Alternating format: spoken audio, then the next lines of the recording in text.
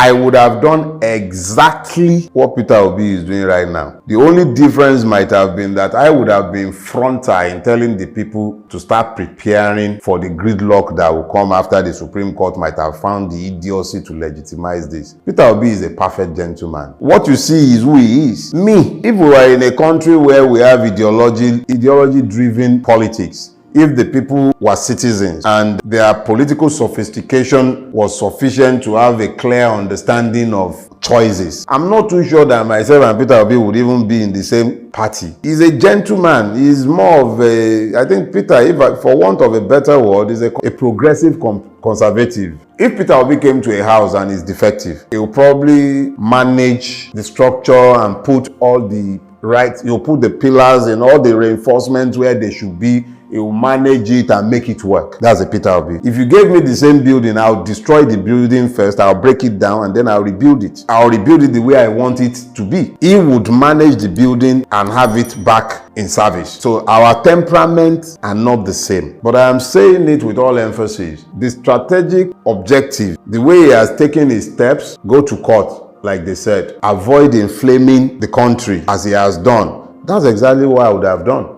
It's just that in my own case, I would have been frontal in telling the people, prepare for when the Supreme Court is done with its charge. That's the difference. Prepare to do what? That's what I've said. There are several options to what will come. But the one thing that is not going to happen is that I would accept a fraudulent pronouncement of the Supreme Court. I wouldn't. I would not. And I would be saying it from day one. I'm frontal about saying it because the issues are clear. But I'm not Peter Obi. And what he's doing right now is exactly what anyone who is not bent on a revolution like me would do. He is more of an evolutionist. He expects to drive the society to get to the point where it can then be turned around. Me, I do not believe that anything good can be done with this system. For me, it's irredeemably bad. But then what do I know? Peter Obi has been a governor. And even within this horrible system, he managed to produce results. Results that people are still pointing at years after he has left office. Results that were the very foundation of the movement that had been built behind him as a totem. So, he must be doing something right within the system that he has to work with. I can't knock what he is doing. That is his own style. Peter Obi is not the man who will tell people to go onto the street and start protesting unless he himself is going to step out onto that street to join the protest. When we get to the point where a Peter Obi is announcing a protest, you should know that it will mean that the case has been sufficiently made and nobody is going to argue about the rationality of the call. But I'm not going to second guess him. And who knows, the Supreme Court justices might be the one who might just become the revolutionaries in Nigeria. You can never discount the place of magic. You can't discount it. All I know is you cannot preserve the existing legal order and validate Bola Ahmed Tinubu's presidency.